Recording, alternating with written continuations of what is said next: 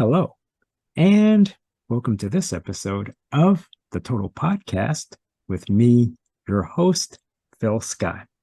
So, on today's episode of the Total Podcast, I have an author. She's a professor. She's written totally different books, as a matter of fact, and I'm very excited to talk about both. Her name is Aleksandra Tryniecka. Did I get it right? It's perfect. Thank you so Yay. much for All having me. right.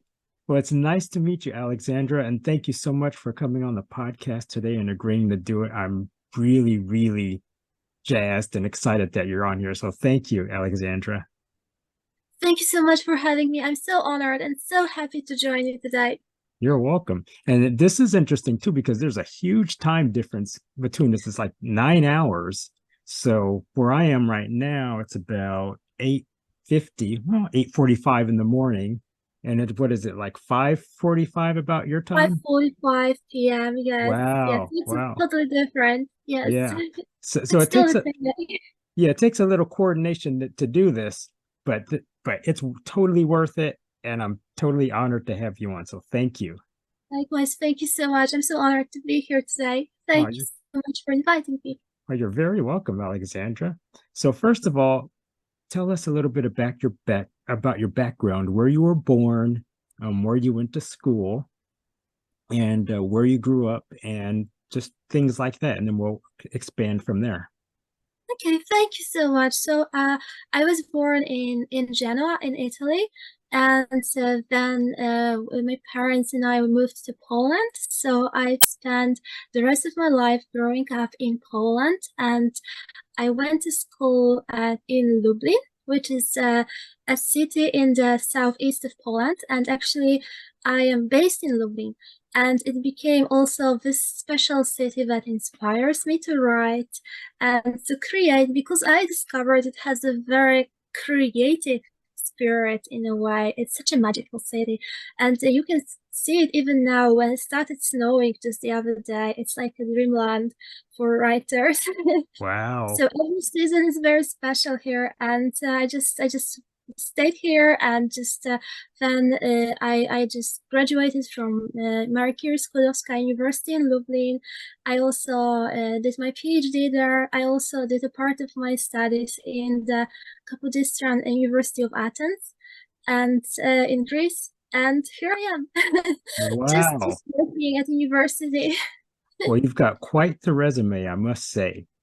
I want to ask you too, what was it like? How long did you live in Italy when you were born there? How old were you when you moved from Italy?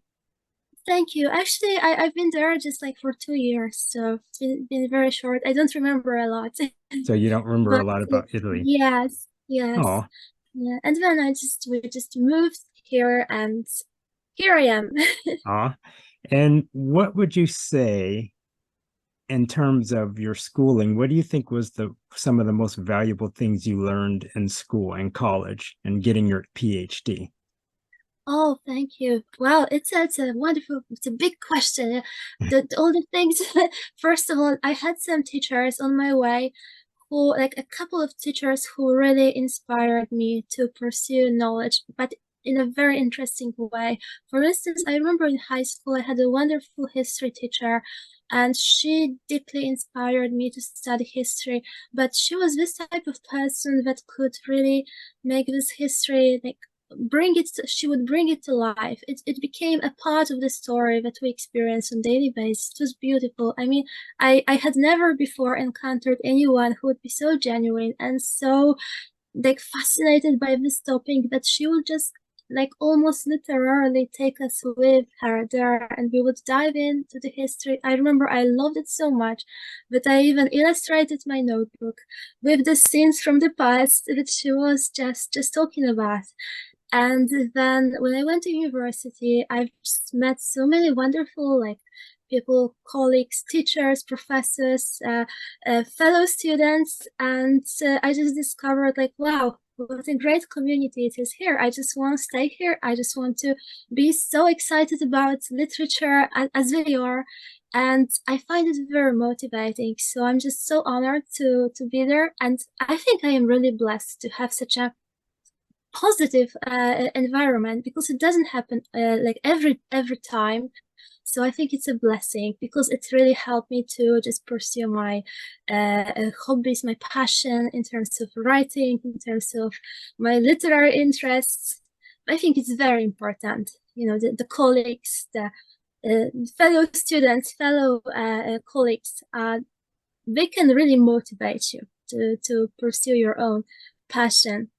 And I agree So, with you absolutely about teachers having a positive influence mm, on your life and your academic career. And I think that's what inspired me to get into education and to work with kids. But also, I mean, one of my favorite teachers was my United States history teacher in high school. oh, And also, with that, I mean, I really got excited about history and learning about history and culture. So from there, I ended up getting a master's degree in American Studies years later. And so and I had an eighth grade teacher too in junior high school that made me love history too. So I think those two teachers were very influential and inspiring me to study further in American history and culture. And so hearing your story and your background, I mean, that just furthers for me cements how important teachers are to their students. we have very similar experience then when it comes to our love for history and our interest in this topic, because we are both very fortunate to encounter those amazing teachers who really loved history. Like, Yes, yes, indeed. I fully agree. I think we Yes, afford that. yes. We're very lucky to have teachers like that. Now, I want to Yeah. ask you about Bunky and the Walms because you have written two totally different books. Oh, there it is. Yay. Yes. And there's Bunky's right there next to you too. All right. Yes, he's here with his friends. They join us from the book. All right. So tell us where you got the idea for writing about Bunky, and then how long it took you to write the book, and what it's been like for you actually having written the book, and how the illustrations were done, and just the experience of getting your book out there and sharing it with the world. Thank you so much. Oh, thank You're you. Yeah, welcome. that's like a huge part of my personal story as well. I think that I used to carry Bunky within me even before writing this novel, because Bunky is like a part of me. He's very similar to me. So just let me introduce briefly my literary character. So I made them myself, and I made their clothes. My mom made Rodney's sweater and his scarf. Oh, So this is wow. Bunky. Is the main protagonist of Bunky and the Walms. This is the Bunky princess. This is Rodney, Bunky's cousin. This is Plum, a little wolf. And this is Morris, the Bunky princess's cat. So here they are, and you can also see them on the front cover. They are Yes. here in Santa Claus sleigh. And actually, the idea came to my mind like fully around 2019. Actually, I've been attending a conference in London, and I should be thinking about a conference, but I like to think I just visited a store with mascots in the meantime, and there I saw this mascot. It was a very little tiny hippo, a little different from Bunky, but what really drew my attention was his smile, because it was an ambiguous smile. He was happy, but also like ironical, you know, and critical and ambiguous. I felt like, wow, I've never seen a mascot like this with this type of smile, you know, such an ambiguous smile. And it made me think that this mascot is very natural, and this mascot is just like us, because it's not like smiley fully, but ambiguous and a little critical and like we are sometimes. And I felt like, why not to create a story about a protagonist who would be very much like the readers, and he will be like us. So he will be trying his best to be noble and good at heart, but he will be imperfect. Sometimes he will be critical, sometimes he will be ironical, sometimes happy, always trying his best. But we know in real life it doesn't always work like this, Right. even if we try. So Bunky is a very positive figure, and he's very noble at heart.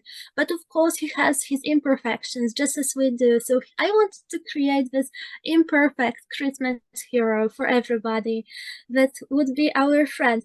And then I thought, like, when I was waiting for the book to be published, I just took a thread and a needle and I just created Bunky and his friends. I felt like I want to introduce them into our world. Like, in the book, that's perfect, but it's not enough. I want to create this link connecting them with the readers on daily basis. And I also felt like I needed Bunky in my life. I was writing this book also during the pandemic. So I really love Christmas. And I felt back then in 2020 that I need to write this book like never before. Like, I sort of like, Bunky has to save Christmas and everything, and my feeling of safety, and the reader's feeling of safety, and our peace, and our normality. And, so I just created this beautiful Christmas village where Bunky lives. And I felt like, wow, I need to stay there until it's over in the world. And the same, I thought I want to share it with the readers, just give them some kind of safe, inviting place where they can join Bunky and live through his adventures, and where they would feel a little bit like Bunky, being imperfect but noble. So the book was eventually published in 2021 in October, on October 13th. So we had like the second anniversary recently. And Yes. I illustrated the book. I illustrated the book, and also I made a little map in the beginning. So for example, this is Bunky. He is writing a letter to Santa Claus. Oh, you know, wow. yes, and there's a little map so that the readers can move around with Bunky. It shows the placement of Bunky's village and his home. And Bunky lives in the land of Walmland, which is close to Greenland. And actually, this place is real. If you believe in Bunky, then you can find this place easily. Oh, wow. Now, so you illustrated the book, you wrote the book. What was that process like for you getting the two? Because melding the illustrations with the story is very important. So how were you Yeah. able to do that in your mind? What was your thought process about when you were doing the illustrations for the story? Oh, thank you. Well, first of all, I was trying to be selective because I knew that I still had like a limit. So I needed to remember to be selective and present those scenes that I felt were like the ones that the readers would like to see. I was thinking like if I were a child, because I feel like I have a childlike spirit. And no matter how old I become, I feel childlike at heart all the time. And I felt like I would like to share these illustrations that I would like to see as a child, like the parts of the novel that would fascinate me. So, for example, the moment when, because Bunky is a writer in the novel, and the novel is operates on two layers. One of the layer is Bunky's Christmas in Walmland Village. The other is Bunky being the writer and constructing his own story where he is the brave hero. And then these two worlds on Christmas night suddenly merge, and he has to really become this brave hero he was dreaming to become. So for instance, I illustrate these passages where Bunky and the Bunky Princess are both in this fairyland which Bunky imagines, or I illustrated the Christmas village. So actually, and I did it after rereading my novel. Actually, I just did the illustrations. I thought it would be fair to read my novel and think about it and just do the illustration process and think about the novel again and Wow, that was how that was a great idea to do it that way, Thank you. because it must have given you more insight once you went back and read the story again. Absolutely. I feel that when I'm rereading my own writing, it's a very different process and a very different feeling from writing. I think that every writer feels the same. I don't know. Probably yes. Like when I reread my story, I'm like, it feels different from writing it spontaneously. So I think it's very important to always reread your story for like a couple of times and feel as a reader. Now, how long did it take you to write the story? Thank you so much. So I think that I started writing actually just after the conference in London in 2019, and it was May. And I just sat down and started writing about Christmas because I love Christmas. Oh, So I started in May 2019, and I finished when 2020 was ending, and then we published it in 2021. So it took me like a year, I think, because of course I just preferred to sit down and do it carefully. I mean, I had it like everything was in my mind ready, but of course I just have other professional duties, so I don't like writing when I'm coming home and I'm tired because I don't think it's fair towards the readers. I just want to write when I feel rested and when it just keeps flowing. So it just took a while. That's some good advice too.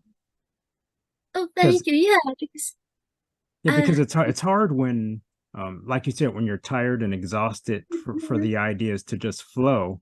So you wanted to make sure you were in the proper mindset of saying, hey, I yes, can focus on the story itself and the absolutely. characters.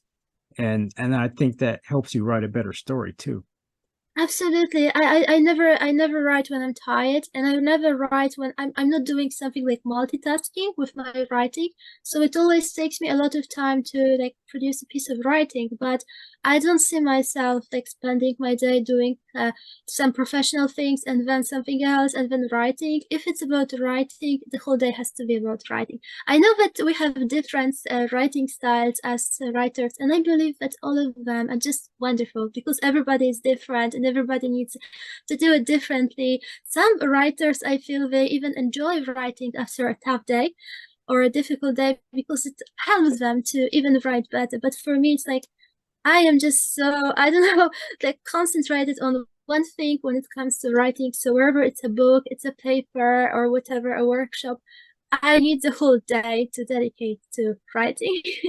Yeah, well, And we're a lot alike in that sense. When I was yeah, writing my master's thesis, mm, which is like over 200 some odd pages, um, whenever I would need to get away and just focus, I would go up to the mountains. There's this yes, beautiful library up in the mountains, and I would just go up there and I would just sit up there and I would write. And it was very scenic out this window. You would see the mountains and the meadows up there. exactly. And so that was so important for me all throughout my thesis writing, because it took me 2 years to write this long Yeah. thesis. It was just And so important to have that environment, that peaceful environment for me to write. So we're a lot alike in that sense. very much so. I fully understand you. Yeah, because it helps you to be consistent and it helps you to focus on the task and really like, you just put your heart into it fully and you feel it makes sense. I have a similar experience with my thesis. I was writing at the library in Athens and I had this forest behind the window. And it was like if I was writing, then the whole day was about writing, nothing else, just the forest, me and the books and library.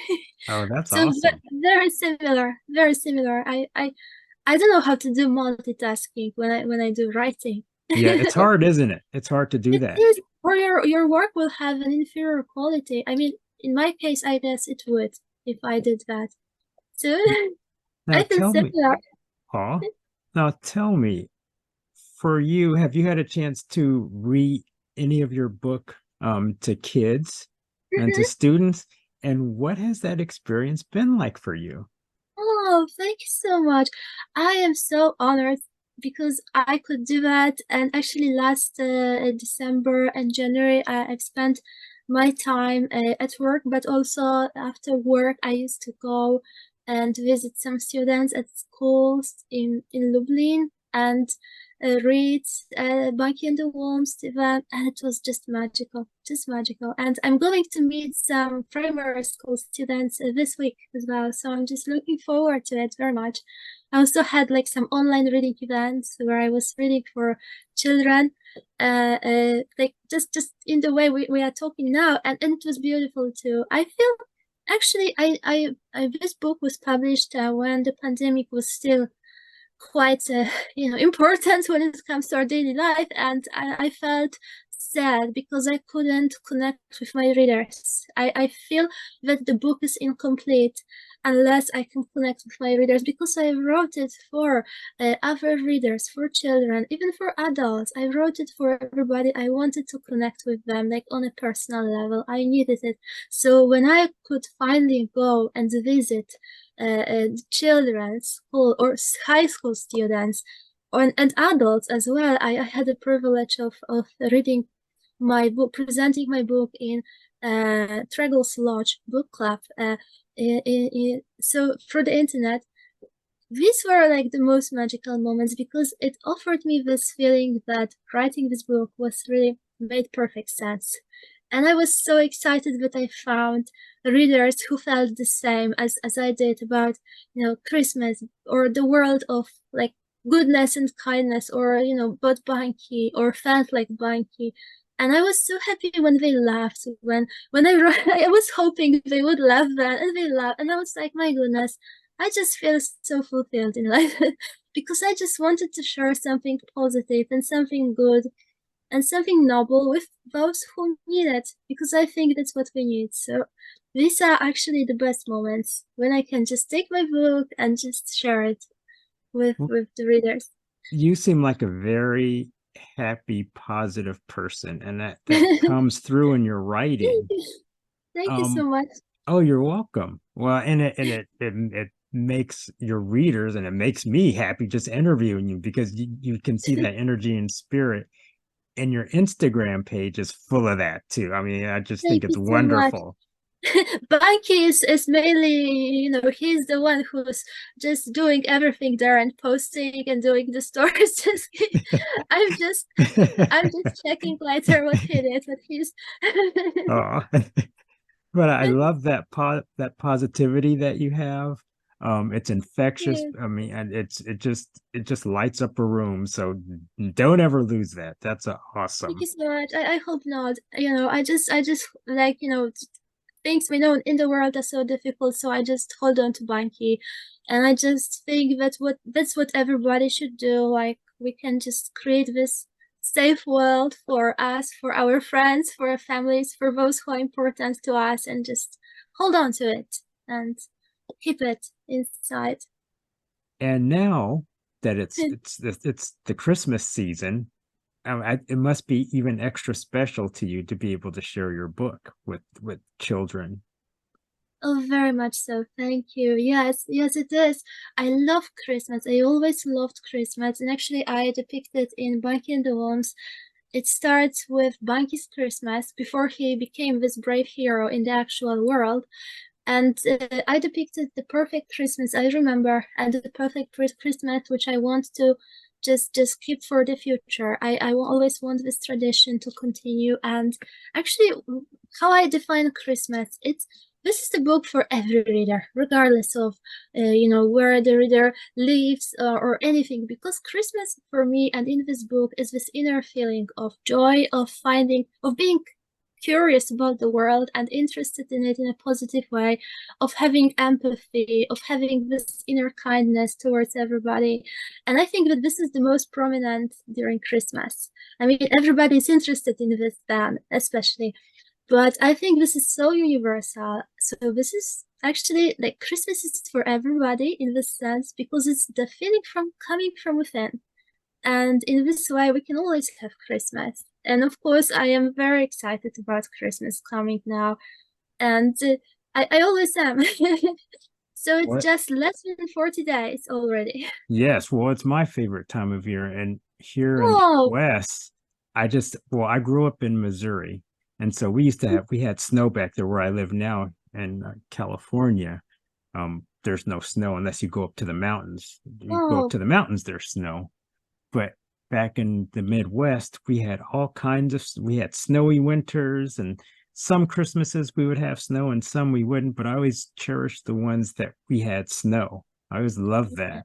So I mean, I just love the lights. I love the spirit of the season, the joy that it brings to people that you don't have year round, that you don't see. Kids are excited; they love it, and I just love the feeling. I love the decorations, and oh, just all of the positivity and the good vibes that come along during the yes. Christmas And season. we So should keep it the whole year round. It would be so beautiful. We should do yes, it all year round. Yeah, and yes. about snow, it's the first similarity we share, because I just adore snow. I love winter as well. I love every season, but winter is so special too. And today we had the first snowfall this year. So I just, after my duties, I just went outside and just built a huge snowman. With Wow. so So we share this love for snow for Christmas as well. Yes, yes, indeed. Well, this is just like the best time of year to interview you about your book because I mean, there's like I said, there's so much positivity and just so much Christmas spirit.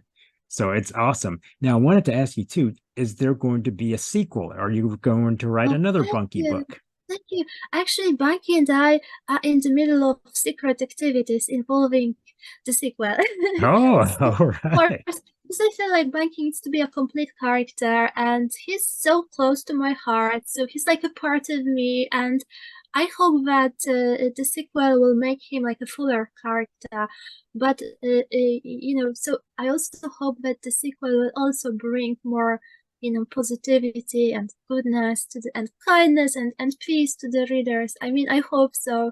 So, and of course, they will learn more about Bunky's story, and the sequel will take part during a different season, but they will encounter the same characters and some other characters as well. So, Oh, Bunky told me to share this about the thank sequel. you. Thank you. And thank you, Bunky, for letting that little He's secret so get out. excited about it. Yeah. All right. Now, I wanted to ask you in this part of the interview about your other writing. Of And course. yes, and so this one is called Women's Literary Portraits in the Victorian and Non-Victorian Novel, an Yeah. intertextual study. And there it is. Thank you. Thank you Yes. for showing it. Thank you so Okay. much. So, what inspired you to write about that, and what got you so hooked on Victorian literature? I studied a little bit of that when I was an English major as an Oh, undergrad at San Diego State here in California, and so that was literature was one of the classes that I took. So that's been a while ago, but tell me how you got interested in Victorian literature and thank how it you. inspired you to write your book. Thank you so much. So again, we share another similarity. I was very inspired by my Victorian literature classes at university. But before that, when I was a teenager, I received a book, The Woman in White by Wilkie Collins, and I just fell in love with it. I remember I read the whole book in English, and I felt like I didn't know much as a teenager about Victorian fiction as such and the Victorian age, but I was fascinated by the language. I felt like what an elegant story, what an elegant language it is, and the story had a mystery at its core, and it was full of suspense and some difficulties, but everything was depicted in such an elegant and graceful way. And I felt like I really miss this type of writing, especially nowadays. I really miss this elegant use of language, and just I felt like the author treated language in a very serious way, like, because it is a powerful tool. And I felt like, wow, I want to have to do something with this in the future. And then I went to university, and I just had this luck to have these amazing teachers. For example, I dedicated this book to my professor who supported me for like more than 10 years on my journey. Her name is Professor Anna Kendra, and I just dedicated this book to her because she's been inspiring me and encouraging me all the way to write this book. And we had Victorian literature classes. And then I started being interested in women as literary characters in Victorian novels. Because I thought, of course, I'm a woman as well. So I thought, wow, let's see how these characters are portrayed in Victorian novels. And I discovered that if I learn more about women as literary characters in the Victorian novel, I will know a lot about society at large. Because women were always depicted somewhere like balancing between the domestic sphere and this professional life, and they were always in between. So they had to navigate between all of this. And it started from family life, profession, through like some professional engagements. They were everywhere. And I felt like, let's learn about society. And I just got fascinated by this. And yeah, and then Neo-Victorian novels are those that are modern texts, but they somehow revise the Victorian age and Victorian writing from the modern standpoint. And they are so interesting because we can not only reanalyze and reimagine the Victorian times, but also learn a lot about our own historical placement. So It's just so fascinating and Is elegant. And do you have a favorite Victorian writer that really stands out for you? well, thank you so much. So I really love Wilkie Collins's writing, and he's writing sensation novels and detective fiction. And I really love the way in which he presents his women characters. And also for the same quality, I really value Anthony Trollope. Uh, these two writers were like huge women advocates in the Victorian era, and it just resonates throughout their writing. They are just depicting women and their psychology as I would say a woman would. They were so insightful and so it's just so untypical for the Victorian age and so beautiful. So they are definitely my favorite authors, Wilkie Collins and Anthony Trollope, and their writing is also very graceful and beautiful. And I believe that I would never, I'm so worried because they wrote so many books, but I worry about the day when I will run out of Oh, the, what I will do then. well, I'm sure I wouldn't be surprised if one day you decided to write something like that along those lines because you're so talented and so intelligent. Thank you And so much. It's so kind. oh, you're welcome. Well, I sincerely mean it. You're just like I said, you have all of this positivity about you, Thank you. and you're well read, and it's amazing that you're doing what you've done. Now, how long did it take you to write that book? Oh, wow. I don't know what our audience will think about my answer, Oh but no, it's okay. it took me around 10 years. But I'm counting here my research. So not the physical process of actual writing, but also researching. So I dedicated many years to do the research. Hmm. And the research was so like this was the foundation for this book. So I was like, this book just was born out of research and different articles and different papers and conference papers, and then I just merged it together and changed it completely into something that hopefully every reader would enjoy, because firstly all the material was like strictly dedicated to academic readers, and I thought this is overwhelming because it was. And I thought like, let's change the whole book to like, first of all, I made it like slightly thinner. And then I thought like, let's make it interesting for every reader because it was overwhelmingly, methodological, and I thought let's make it interesting. So now I hope that every literature lover will enjoy this book, and of course academic readers and students. And so writing it, I would say that, 4 years, but of course there were like papers and different articles and notes, and they all are a part of this project. Well, you So, had and all also there were new materials all the time. So they also change your perspective. Like you have one idea and then you think about it, and then half a year later you are like, oh, let's change it. So well, you had such a wealth of different sources and information to draw on over a long period of time. That fully explains why it took you so long. I mean, it was the same with me and my thesis. It took me probably almost 3 years to write it. yeah, So from start to yes, finish. So yeah, it's academic writing is not easy. And then when you're trying to make it into just more mainstream that people, just regular everyday people can grasp and understand, then it's totally yeah, understandable that it took you so absolutely. long to write it. Thank you so much. I fully agree with you. And also there is this kind of pressure that we have, as you said, we have so many sources to draw upon. And actually these sources are endless, especially now in the age of the internet. I think it's wonderful that we can use these sources, but at some point it also becomes overwhelming. I don't know about your feeling, but my feeling was like I at some point I was like crushed by the number of resources I can use. And every day there was like a new publication or something, and why you have to include it, or and at some point you will just become insane unless you just draw this line and tell yourself this is it, and then the next part will come in the future, but here you have to finish for a while. Because Yes. for me this number of sources sometimes was overwhelming, like because yeah, everywhere, and you can just use everything, and it can really, you have to be really like sane and selective Yes. and Yes, to deal with it. it's a Yeah. lot of work. It's a lot of work, but it's well worth it. Absolutely, Yes. totally worth it. Yes, and the same, I think, with your phases. I wonder if you had this feeling like there are so many sources which you don't know how to finish, when to finish. Yeah, because Yes. Well, for my thesis, I'll just quickly yeah.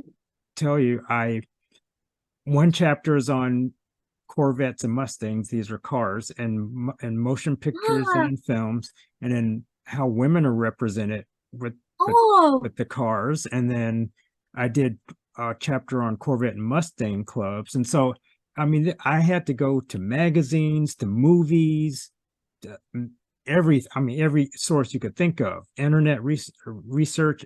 So it took a while to do all of that.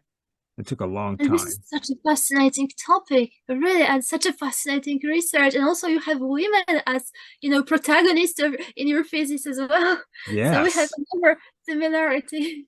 Yes, yes, indeed. Wow.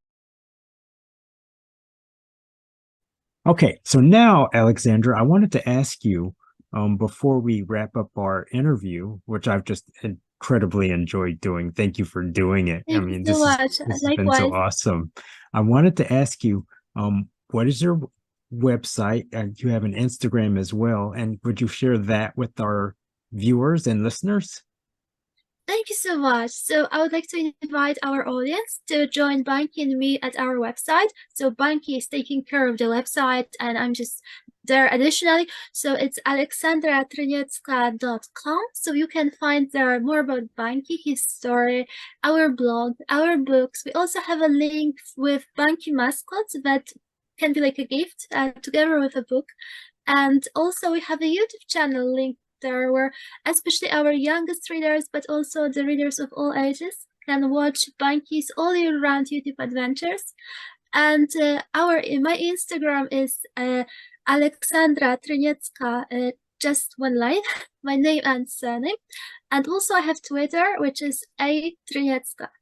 So I would like to invite you to join us, especially Bunky and me. All right. Thank you, Alexandra. Well, this has been such an immense and huge pleasure to have you on the show.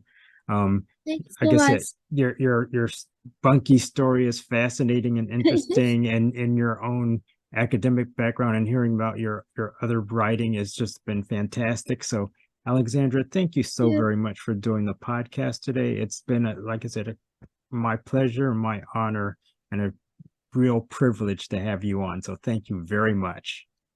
I would like to thank you so much for having me. It's been a true honor and it's been such a joy to be here and such pleasure to discuss these topics and find that we have so much in common when it comes to our interests and our Yes. like career and path and Bunky and all the Bunkies. They greatly enjoyed being here as well. So I'm truly honored that you invited us and we had a chance to chat together. Thank you so much. You're welcome. It's Thank you. Bunky, it's a pleasure. And I just wanted to say happy holidays to you and Thank enjoy your you. Christmas coming ahead. And thank you so much. Oh, Merry Christmas and Happy Holidays, and may it be a bountiful season for all of us. And I just would like to wish you and our audience just, that you will just carry this Christmas in your heart all year round, because I think it's about attitude we have towards the world, towards other people, and towards ourselves. So may Oh, it be all year round. thank you and bless you. Thank you so Thank much. That you so I much. really appreciate it, Alexandra. All Thank you right. so much. Thank You're you. you're very welcome. So with that, everyone, that is the end of this episode of the Total Podcast with me, your host, Phil Scott. Everyone stay safe, be careful out there, take care of one another, and we will talk again soon.